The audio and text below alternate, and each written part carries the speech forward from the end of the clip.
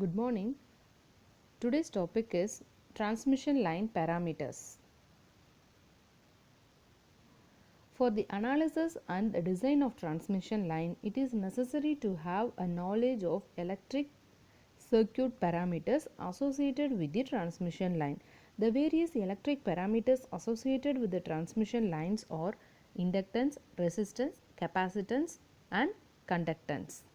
The circuit shows the equivalent circuit of the transmission line.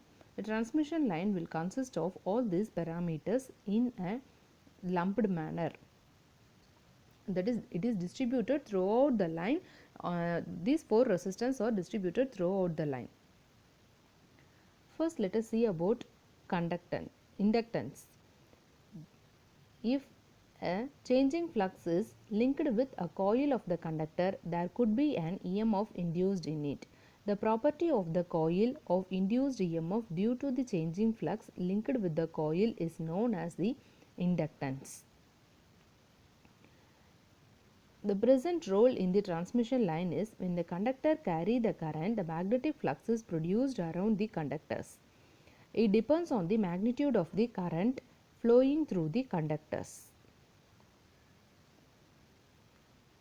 The flux linkage per ampere of the current gives rise to the effect called inductance of the transmission line.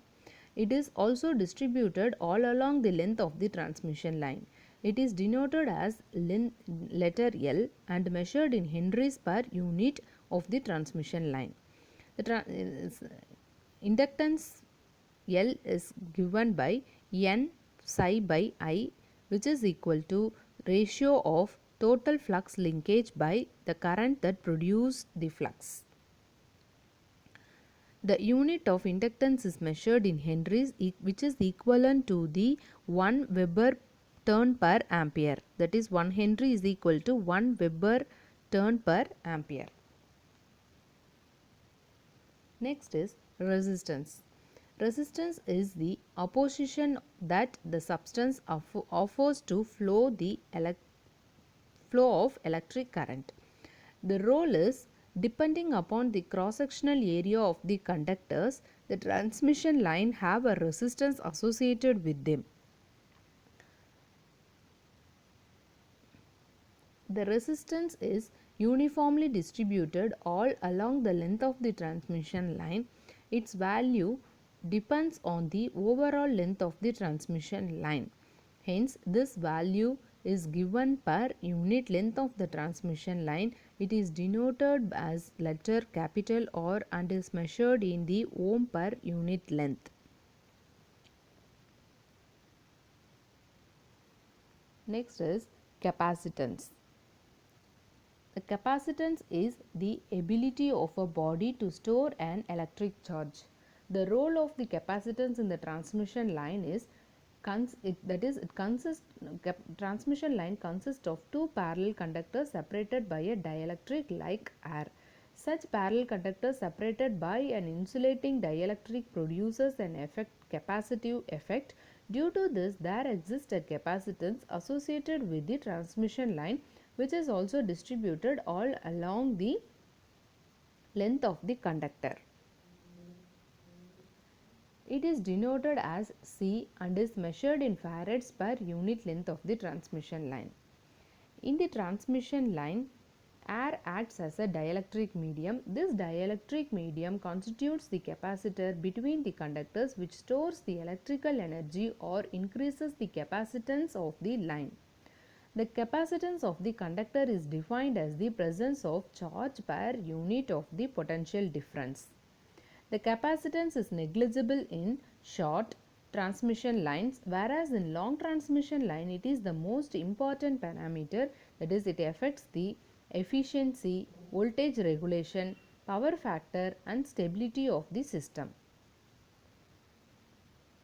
What is conductance? Conductance is an expression of the ease with which electric current flows through the substance. The role in transmission line is the dielectric in between the conductors is not perfect. Hence, a very small amount flows through the dielectric called the displacement current. This is nothing but a leakage current and gives rise to a leakage conductance associated with the transmission line. It exists between the conductors and the distributed along the length of the transmission line. It is denoted as capital G and is measured in mho per unit length of the transmission line. Thus, four important transmission line parameters are R, capital R, capital L, capital C and capital G. As the current flows from one conductor and completes the path through the other conductor, the resistance of both these wires is included while specifying the resistance per unit length of the line. These line parameters are constants and are called as primary constant of the transmission lines.